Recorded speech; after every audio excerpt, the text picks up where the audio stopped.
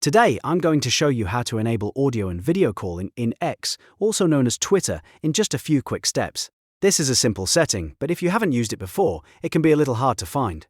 So in this video, I'll walk you through it clearly so you can turn it on and start using calling features on X with no confusion.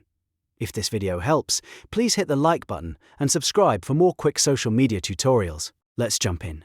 First, open X and make sure you're logged into the account where you want to enable calling. Once you're on the main screen, look to the left navigation bar and click on More. This will open additional options that are not shown in the main menu. From there, click Settings and Privacy. This is where X keeps most of the account controls, security options, and privacy settings. Next, click on Privacy and Safety. Inside this section, you'll find different controls related to your account activity and communication preferences. After that, click on Chat. This is the area where messaging and calling settings are managed. Now, you should see the option that says Enable Audio and Video Calling. Simply toggle it on. Once the switch is enabled, audio and video calling will be turned on for your account. That's all there is to it.